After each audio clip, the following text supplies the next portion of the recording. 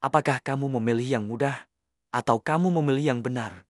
Inilah pertanyaan refleksi kita untuk hari ini. Holy Spirit, make my heart open to the Word of God. Make my heart open to goodness. Make my heart open to the beauty of God every day. Amen.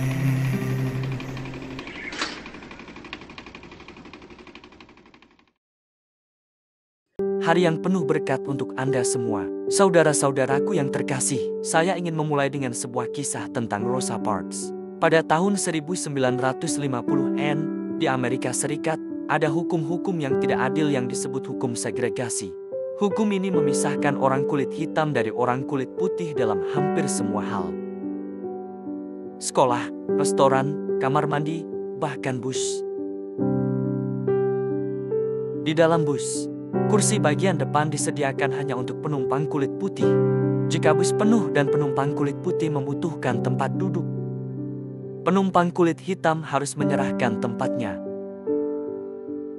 Bahkan jika ia sudah duduk di sana lebih dulu, sehingga pada bulan Desember tahun 1955, di Montgomery, Alabama, Rosa Parks, seorang wanita tenang dan pekerja keras, sedang duduk di bagian bus khusus kulit berwarna. Setelah seharian bekerja, ketika seorang penumpang berkulit putih naik, supir menyuruhnya menyerahkan kursinya. Rosa dengan tenang mengatakan tidak.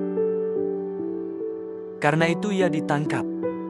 Tapi tindakan sederhana penuh keberanian itu menjadi percikan yang mengatur gerakan hak-hak sipil dan mengubah arah sejarah Amerika. Sekarang pikirkanlah itu dalam terang Injil hari ini. Dari kitab Lukas, bab 13, di mana Yesus menyembuhkan seorang perempuan yang telah lumpuh selama 18 tahun. Bayangkan penderitaannya selama 18 tahun. Dan akhirnya ia dibebaskan. Tapi bukannya bersuka cita, pemimpin rumah ibadat malah marah. Dia berkata, ada 6 hari tersedia untuk bekerja. Datanglah pada hari-hari itu untuk disembuhkan, bukan pada hari Sabat. Yesus menegurnya dan berkata, "Hai orang munafik, bukankah kalian melepaskan tali lembu atau keledai kalian untuk memberinya minum pada hari Sabat? Jadi mengapa wanita ini, putri Abraham, tidak boleh dibebaskan pada hari Sabat?" Kamu lihat kaitannya. Rosa Parks menentang aturan yang menempatkan hukum di atas martabat manusia.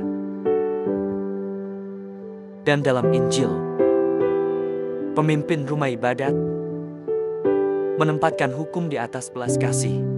Tetapi baik Rosa maupun Yesus sama-sama mengingatkan kita bahwa orang lebih penting daripada aturan. Belas kasih, martabat, dan kebebasan harus diutamakan. Dan inilah bagian yang menyentuh kita secara pribadi.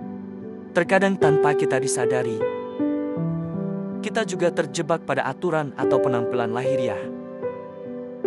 Mungkin kita terlalu khawatir tentang melakukan segala sesuatu dengan benar, hingga melupakan gambaran besar dari kasih dan belas kasihan Tuhan. Iman tidak dimaksudkan untuk menjadi beban berat. Itu dimaksudkan untuk membebaskan kita. Membebaskan memberi kita sukacita, kedamaian dan harapan. Dalam waktu doamu hari ini, renungkanlah hal ini. Seperti Rosa Parks, apakah kamu memiliki keberanian untuk memilih yang benar, bukan yang mudah? Dan seperti wanita yang disembuhkan oleh Yesus itu, apakah engkau siap berdiri tegak, bebas dan penuh pujian kepada Tuhan?